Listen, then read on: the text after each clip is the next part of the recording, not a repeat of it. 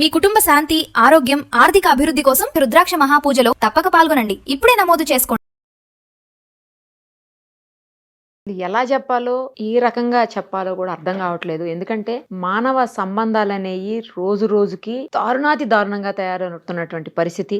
తండ్రితో సమానమైనటువంటి ఒక వ్యక్తి 16 ఏళ్ల చిన్న అమ్మాయిని ట్రాప్ చేసిందే కాకుండా తల్లిదండ్రులకు దూరం చేసేసి ఇవాళ ఆ తల్లి బాధకి వేదనకి కారణమయ్యాడు. తండ్రితో సమానమైన వ్యక్తి అసలు ఆ పిల్లని ఎలాగా ట్రాప్ చేశాడు, అసలు నాకు ఏం అర్థం కావట్లేదు. ఆవిడ చెప్తుంటే నా మైండ్ అంతా బ్లాంక్ అయిపోయింది. నేను ఆఫీస్ నుంచి షూట్కి వెళ్తుంటే నాకు ఎదురు పడ్డారు వాళ్ళు. ఆఫీస్లో డైరెక్ట్ గా ఆఫీస్కి వచ్చినట్టున్నారు. వాళ్ళు ఎవరో కూడా నాకు తెలియదు. అసలు ఆవిడ ఆవేదన, బాధ, ఆవిడ ఏడుపు అంతా చూస్తుంటే ఇమ్మీడియట్ గా అసలు ఏం జరిగిందో తెలుసుకుందామని చెప్పి నేను ఇప్పుడు ఎదురుగుండా తీసుకొచ్చి కూర్చోబెట్టానామని. ఆమె ఫేస్ రివీల్ చేయడం కూడా నాకు ఇంట్రెస్ట్ లేదు. ఎందుకంటే ఒక మైనర్ కి సంబంధించినటువంటి తల్లి ఆమె, మైనర్ బాలిక, ఆ అమ్మాయికి తల్లి. ఈమె ఫేస్ రివీల్ అయితే ఆమె ఎవరో అందరికి అర్థమవుతుంది అన్న ఉద్దేశంతో ఆమెను అలా కూర్చోబెట్టాను. నేను అసలు ఏం జరిగిందో ఆమె మాటలు విందాం. అమ్మ, అసలు ఎవరు మీరు, ఎక్కడి నుంచి వచ్చారు, ఏం జరిగింది, అసలు ఎవరు మీ అమ్మాయిని ట్రాప్ చేశారు, తండ్రితో సమానమైనటువంటి వ్యక్తి అని చెప్తున్నారు, ఎవరు, అసలు ఏం జరిగింది చెప్పమ్మా. నా పేరు సాయిలక్ష్మి మేడం. అమ్మా, మేము కడప జిల్లా రైల్వే కోడూరులో లవ్ మ్యారేజ్ చేసుకున్నాం మేడం. మా ఆయన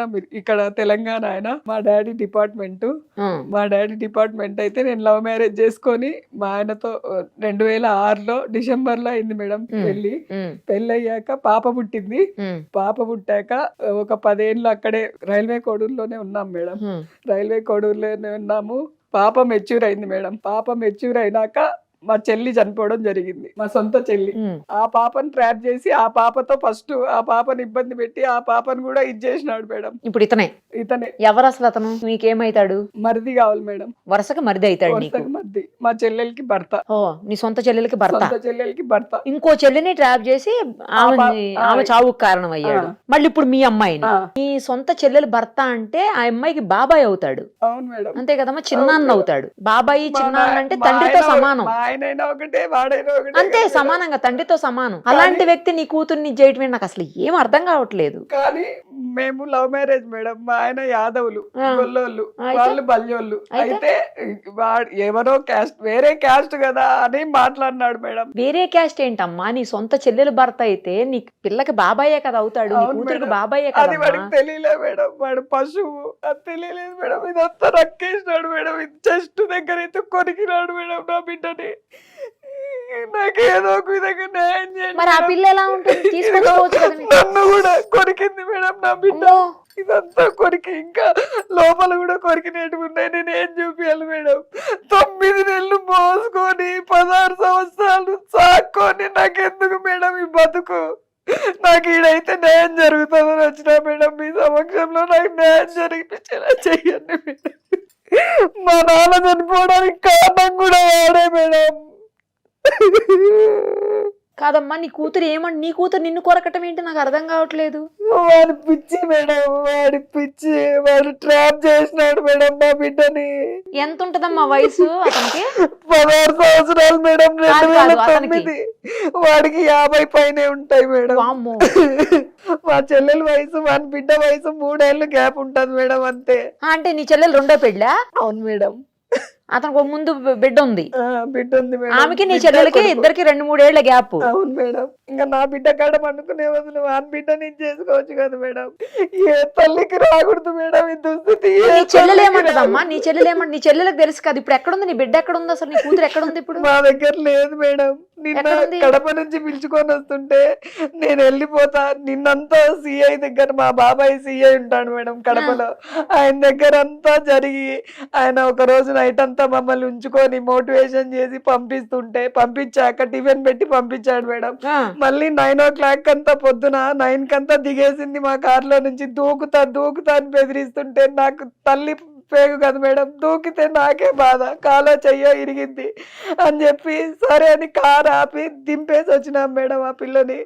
ఇప్పుడు వాడి దగ్గరే ఉంది మేడం. అంటే అక్కడికే పోతానని వెళ్ళిపోయింది మేడం. తర్వాత మాకు తెలిసింది. మరి నీ చెల్లెలు ఎందుకు ఊరుకుంటుందమ్మా? ఇప్పుడు కలిసే ఉంటున్నారంటే తెలుసు కదా, నీ చెల్లెలకు తెలుస్తుంది కదా. నీ చెల్లెలకు కూడా కూతురే కదా ఆమె ఎందుకు ఊరుకుంటుంది? ఎట్లా ఊరుకుంటుంది అట్లా చేస్తుంటే? ఎందుకు ఊరుకుంటుందో అది దేవునికి తెలియాలి మేడం. మీరు పిలిపించి నాకు న్యాయం చేయండి మేడం. ఖచ్చితంగా పిలిపియండి మేడం. నాకు న్యాయం జరగాలి. ఇంకొక బిడ్డకి ఈ విధంగా జరగకూడదు మేడం. వాడికి వాయి వరుస అసలు ఏం తెలియదు మేడం. ఏం తెలియక ఒక పశువులాగా బిహేవ్ చేస్తున్నాడు మేడం. మా నాన్న చనిపోవడానికి కారణం వాడే, మా చెల్లెలు చనిపోవడానికి కారణం వాడే.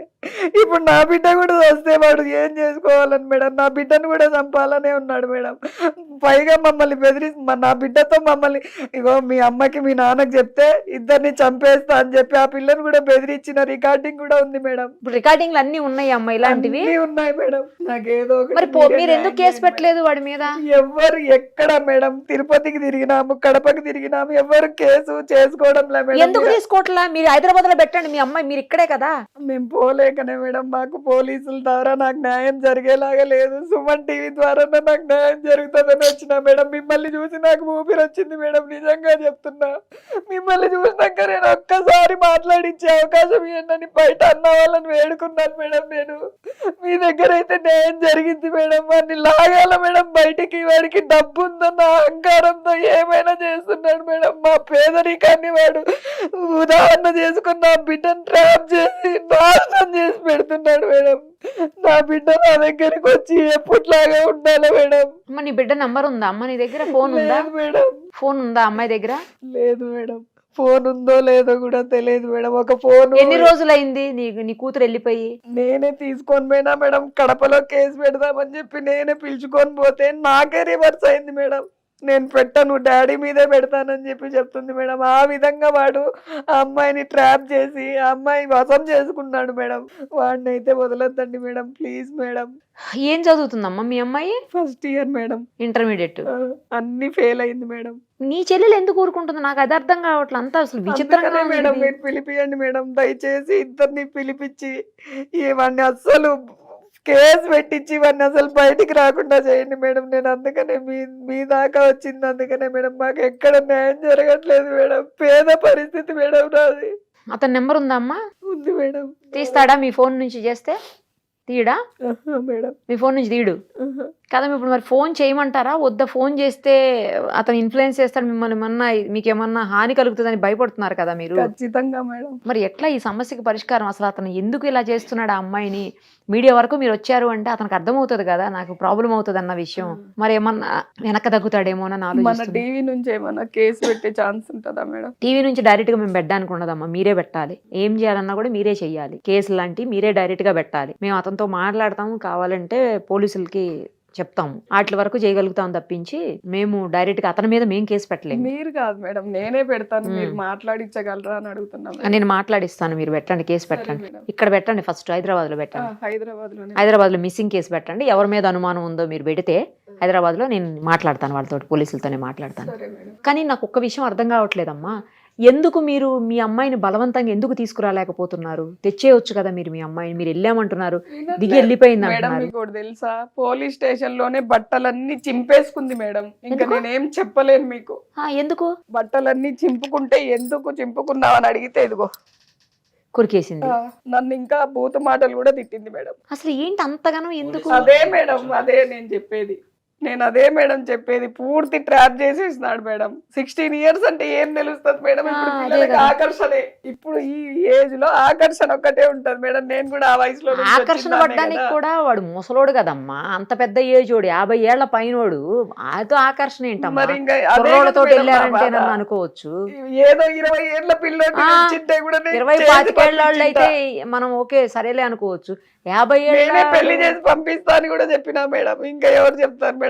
ఏ తల్లి తండ్రికి ఈ దుస్థితి రాకూడదు మేడం. మీరు ఏదో ఒకటి చేసి నాకు న్యాయం చేయండి మేడం. కాదు, అసలు మీరు బలవంతంగా ఎందుకు తీసుకురావట్లేదు అమ్మాయిని? బట్టలు చింపేసుకుంటుంది, నేను రానంటుంది అనేసి. బట్టలు చింపుకుని నేను రానంటుంది మీతోటి. నేను పోయేది కోడూరుకే వెళ్తా. కోడూరు అంటే అతని దగ్గరికి. మరి పోలీసులు ఏమంటున్నారు? అక్కడ మీరు పోలీస్ స్టేషన్ లోనే జరిగింది కదా ఇది, అక్కడ వాళ్ళు ఏమన్నారు? మరి ఆయన మా బాబాయ్ ఏమన్నారు? ఆయన ఆ పిల్లకి నచ్చ చెప్పారా? నచ్చ చెప్తే వినడంలా బయటికి వచ్చేస్తా. నాకు బట్టలు వేసుకోను నేను. మీరు అక్కడికి పంపించేలాగుంటేనే నేను వేసుకుంటా వెళ్తా. ఇప్పుడు అతను మీ చెల్లెలు ఈ అమ్మాయి ముగ్గురు అందరూ ఒకటే ఇంట్లో ఉంటున్నారా? కాదు మేడం, నేను తీసుకొని వెళ్ళి నా కేసు పెట్టాలని తీసుకొని వెళ్తే నన్ను మాయపుచ్చేసింది. నేను రాననింది మేడం. స్టేషన్ మెట్లు చూడంగానే నేను రాను లోపలికి, నేను డాడీ మీదే రివర్స్ అయితా అని చెప్పింది.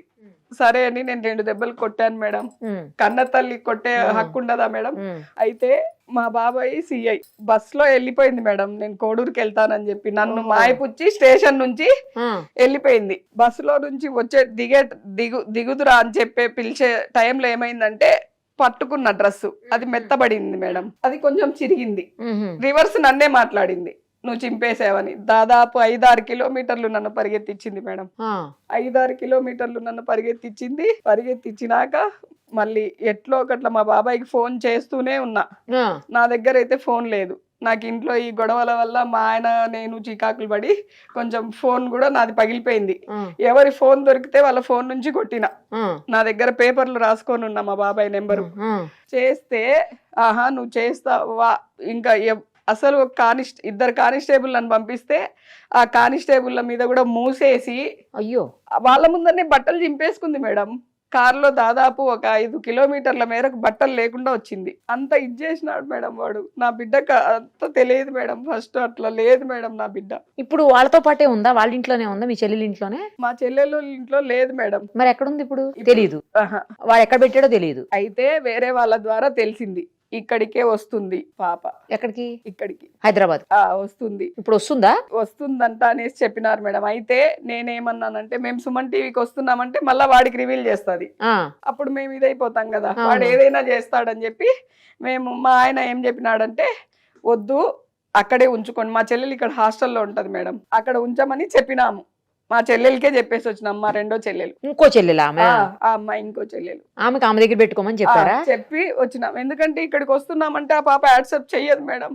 స్టేషన్కే యాక్సెప్ట్ చేయలేదు. ఇక్కడికి వస్తే ఎంతసేపు మేడం అంటే ఆమె లగ్జరీ లైఫ్ కి అలవాటు పడిపోయింది మేడం. ఆ, లగ్జరీ లైఫ్ కి అలవాటు పడిపోయి ఎంతసేపు ఉద్యోగం పోతది ఇదే ఆలోచిస్తుంది మేడం. మేము తల్లిదండ్రులం అన్న విషయం మర్చిపోయింది ఆ పాప. ఎంతసేపు వాడి మాటలు వాడి మాయపుచ్చినేదే ఆలోచించుకుంటుంది. లగ్జరీ లైఫ్ అంటే అన్ని కొనిస్తున్నాడా?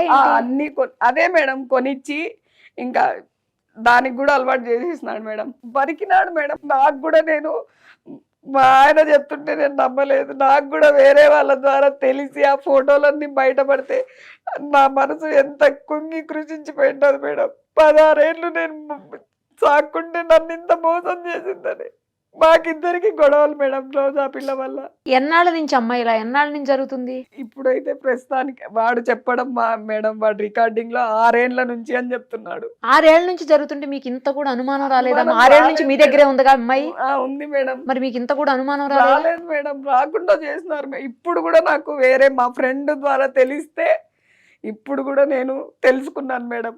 అంత నా బిడ్డ నాకు అన్యాయం చెయ్యదనుకున్నాను మేడం. కనీసం కాలేజ్లో కూడా ఏ అబ్బాయితో కూడా మాట్లాడదు మేడం. అట్లాంటిది వాడి వశం అయిపోయింది మేడం. నాకు అసలు ఎంత ఆలోచించినా అదే అర్థం కావట్లా. బాబాయి తండ్రితో సమానమైన వ్యక్తితో అసలు అతను ఎలా చేస్తున్నాడు? ఈ అమ్మాయికైనా ఇంటర్ చదువుతుందంటే తండ్రి బాబాయి ఏ వరుస వావి అన్ని తెలుస్తాయి కదా. పిలిపించుకుంటాడట మేడం. బావా బావెట్లయితాడు? ఏ రకంగా బావైతాడు? అదే కదా మేడం నా బాధ అంతా. వావి వరుసలు తెలుస్తాయి కదా ఆ అమ్మాయికి కూడా. రికార్డులు ఉన్నాయి మేడం. మీరు వింటే అసలు ఇంకా మీకు అసలు మైండ్ పని చేయదు మేడం. నేను చెప్తుంటే నాకు ఇప్పటికే పని చేయట్లేదులేమ్మా విన్న తర్వాత. నాకు అసలు ఏం చెప్పాలో కూడా అర్థం కావట్లేదమ్మా. నేను ఇందాక చెప్పినట్లు మీరు వెళ్ళి కేసు పెట్టండి. ఫస్ట్ ఇక్కడ హైదరాబాద్లో మిస్సింగ్ కేసు పెట్టండి. అతను ఏం చేశాడు అన్ని రికార్డులు ఉన్నాయి. తర్వాత ఫోటోలు కూడా ఉన్నాయి కదా, అమ్మాయిని కొరికిని అన్ని ఫొటోస్ ఉన్నాయి కదా అవి. తర్వాత ఆ అమ్మాయి అతని ఇన్ఫ్లుయెన్స్ తోటి మిమ్మల్ని చేసినవి అన్ని కూడా ఉన్నాయి కదా, కొరికిని మిమ్మల్ని కూడా కొరికింది కదా అమ్మాయి. ఆ అమ్మాయి మిమ్మల్ని కొరికిని ఇవన్నీ కలిపి ఎవిడెన్స్లు అన్ని పోలీస్ స్టేషన్లో ఇవ్వండి. పోలీసులతో మాట్లాడతాం మేము, సరేనా? ఇక అంతకంటే మార్గం ఏం కనిపించట్లా నాకు. పోలీసులే అమ్మాయిని తీసుకుని రావాలి. తీసుకొని వచ్చి కౌన్సిలింగ్ అన్న ఇస్తే డాక్టర్ దగ్గర తీసుకొని మైండ్ సరిగా లేనట్టుంది నీ కూతురికి. ఆ అమ్మాయికి డాక్టర్ దగ్గర పోలీసుల దగ్గర కౌన్సిలింగ్ ఇస్తే సెట్ అవుద్ది నాకు తెలిసి. ఎక్కడన్నా హోమ్ దాంట్లో అయినా పెట్టేయండి. అది ఏదో ఒకటి. ఫస్ట్ మీరు పోలీస్ కేసు పెట్టండి. ముందు పోలీస్ కేసు పెట్టండి అమ్మా. పోలీస్ కేసు పెట్టి ఆ తర్వాత ఏం చేయాలనేది చూద్దాము. అవసరమైతే నేను వస్తాను మీతో పాటు. సరే మేడం. సరేనా? అక్కడికి వస్తాను, అమ్మాయి దగ్గరికి వస్తాను.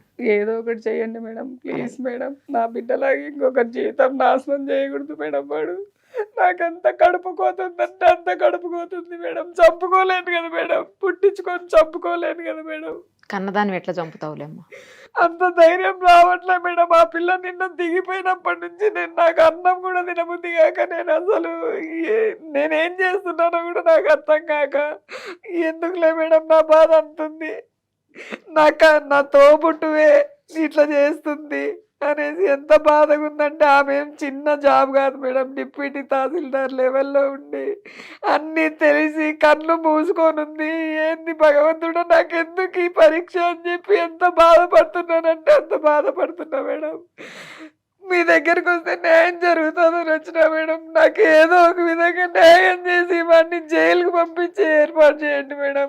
వాడు వద్దు మేడం, బయట అసలు బతకడానికే లేదు. నా బిడ్డలాగా ఇంకా ఎంతమందినైనా చేస్తాడు మేడం వాడు.